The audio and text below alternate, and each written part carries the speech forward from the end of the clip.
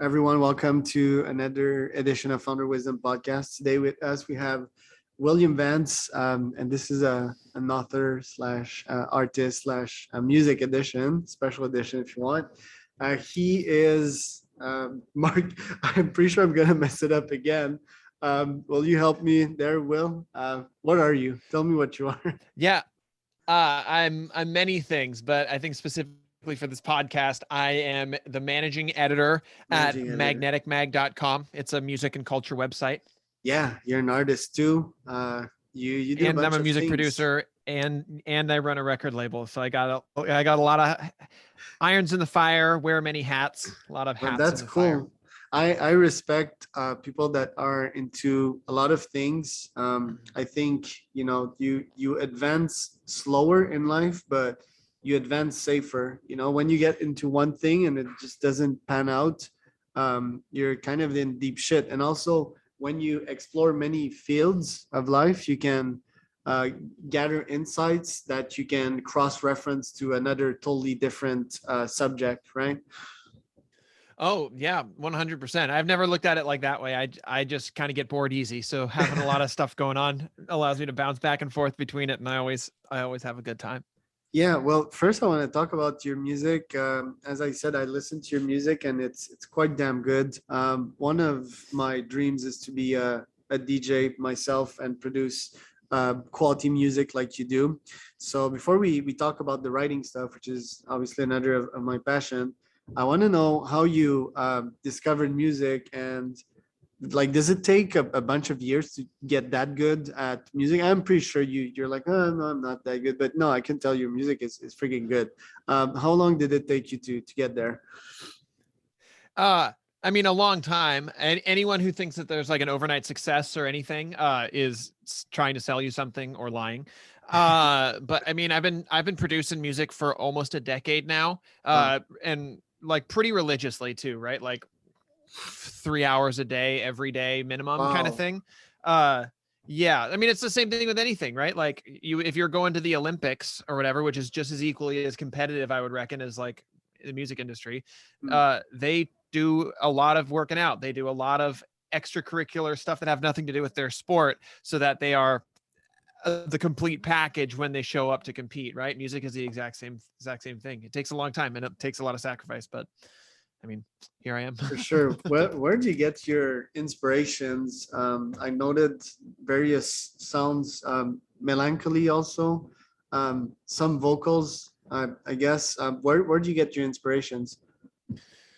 Oddly enough, I don't, as obsessed as I am with electronic music, and I eat, sleep, and breathe it. I don't casually listen to it very much. Most of the casual music that I listen to and I end up getting my inspiration from is I do a lot of like listen to a lot of like Irish folk music and like that ambient Celtic music. Like Lorena McKinnon is one of my favorite artists.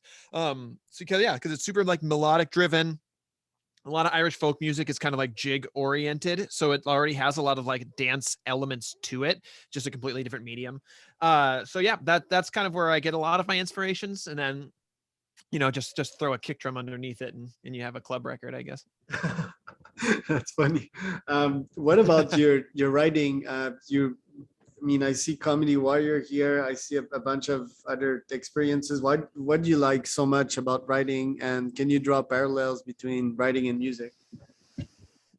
Um, it's a good question. I mean, I got into writing. My mom was an author growing up, and I've always thought I was like a pretty good writer, but it was always kind of like the backup plan in case this whole music thing never worked out. But I was lucky enough, or just at the right place at the right time, to land like back in the heyday of electronic music blogs back in like 2012. I got an internship in my final year of college at one of like the bigger ones then, and so I was able to write about the stuff that I was passionate about, and in doing so I was able to like network and meet people also in the music industry, and that job led to content writing, marketing manager job at electronic music school, which then put me in the orbit of Magnetic, which I was then hired on as the managing editor from there. So it's all leapfrogging, all one thing after another, but it's all just because I was a decent writer and I like doing it and I like learning about it. Very cool. And yeah, man, Magnetic Mag, I checked a couple of your content pieces. So it's kind of high quality. It's not kind of, but it is high quality. That's my perception. I really love a bunch of your articles, especially the one in Ibiza, the underground clubs. I want to Oh, spend yep, yep, at yep. least a month That's one of the new there, ones. and yeah, I'm definitely gonna hit these clubs, these underground clubs that not much folks know about. So tell us a bit more about Magnetic Mag and your role there. Yeah, so I mean, Magnetic Magazine, it came up during the heyday of the electronic music blogs and stuff that I kind of mentioned just a few minutes ago. But a lot since that was 10 years ago or something now, but since then a lot of the blogs have kind of like fallen off or not become relevant anymore, or just like, we're covering the wrong stuff and fizzled out for traffic and stuff. So my whole goal with Magnetic is to cover all the same stuff, right? Like, talk about the movers and shakers in the industry, cover awesome music that comes out, spotlight artists that deserve to be spotlighted, talk about locations and stuff like that Ibiza article and stuff.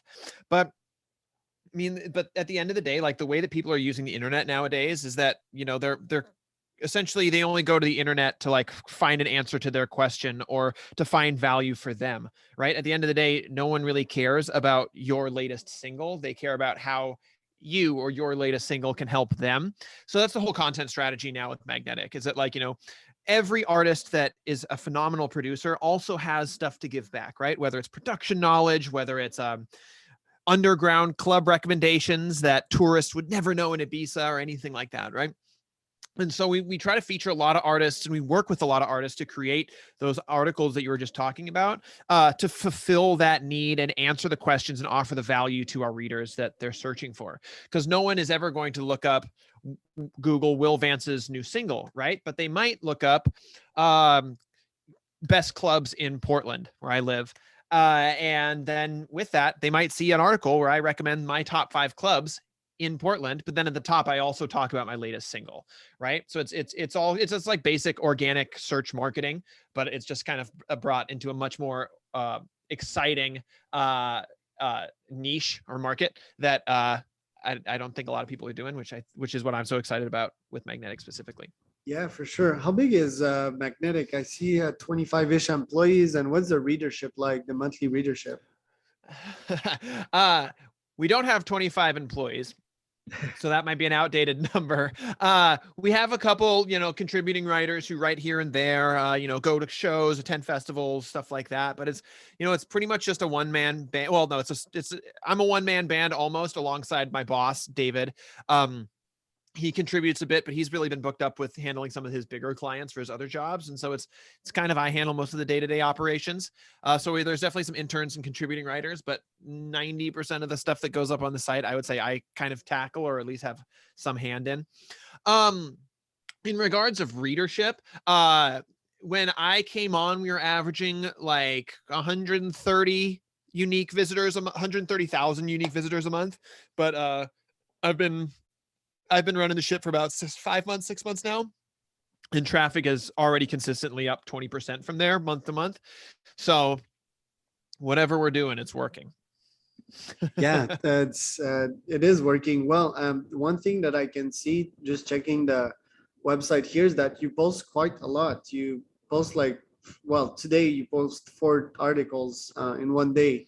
Most article publishers, they'll only post once a day or even once a week. So is that part of your strategy?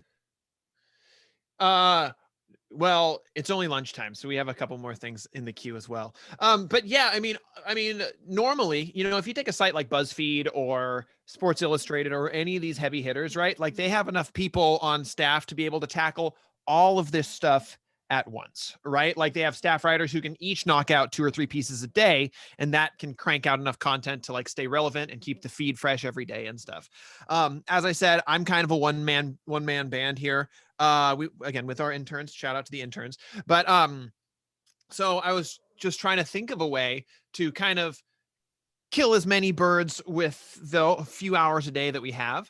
And that's kind of why we're doubling down on like working with artists to create this content. So instead of just like copy and pasting press releases, which a lot of other websites kind of do to get the word out, that we like to collaborate with these artists. So yeah, we post 4 or 5 times a day, but I mean, that's because we're getting a lot of help from the music community, right? Artists are submitting their 5 recommendations of clubs in Ibiza. Artists are contributing by saying these are the coolest ways that I use this specific synthesizer to make my latest single, stuff like that, right? So it's a lot of like crowdsourcing. Just the crowd is some seriously talented producers who do this stuff full time, who have a lot of stuff a lot of insights to offer. So it's a cool way to meet in the middle, to crank out a lot of content that's high quality, as you said. So how do you crowdsource all of that? How do you make sure that they participate? Do they just know that they're going to get tons of visibility if they help? Yeah, I mean, I pitch them my whole spiel about it all. You know, because normally I think what they're used to is just like paying a publicist to reach out to me and then having me just copy and paste the press release, which no one's going to read, right? No one cares about copy and paste press releases. No one's actively Googling what's Will Vance's latest single press release, right? But you know, I kind of give them the whole pitch of like, hey, this is what we want to do. We want to create these high value evergreen pieces of content that people are going to be like searching for and will be relevant forever, right? How underground clubs in Ibiza, I keep going back to that example because that's the one that you recently checked out. But yeah, that'll be relevant today because it's like, you know, see the season in Ibiza, but it's also going to be relevant next year. It's also going to be relevant in 6 months, right? So yeah, maybe it doesn't go viral instantly, but it's getting consistently 20, 30 reads a day, every day from now until the next year, 2 years, 3 years, whatever. And because this guy's single is plugged up at the top, right? All of those artists have to at least pass by the Spotify embed link before they can get to the value. And they might click on it. And then they would read all about him. And then that's how they discover him.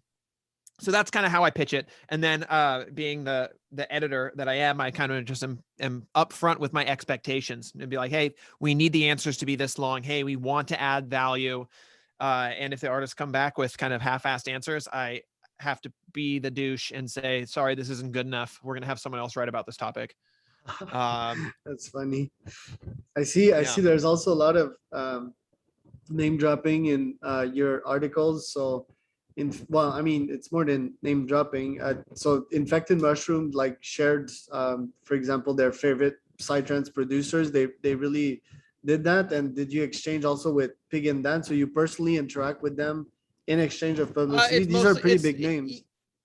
Yeah, I mean, it's all through the PR agents, right? So I mean, the PR people are handling all of that because it requires a lot of chasing, right, on everyone's on both parties' side, and that's why they pay publicists to do all the chasing for them. So I mostly interact with their team members or agents that they've hired to handle all this stuff. But yeah, so that's who is doing most of the communication. There's usually a PR agent acting as a middleman.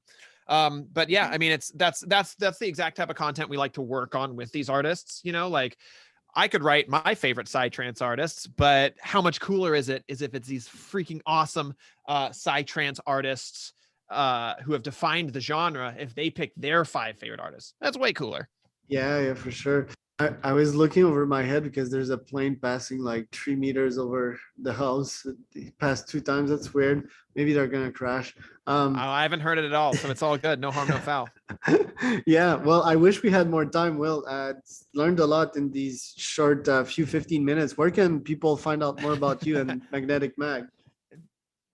I mean, magneticmag.com will have all my articles on it. You can find my music and follow me on Instagram at Will Vance Music. Vance is VANCE. And I think that covers about 90% of my online footprint if you just do those 2 things. Well, thank you so much. It's been amazing. Talk to you soon, man. Yeah, no problem at all, man. Thanks again for your time. Bye.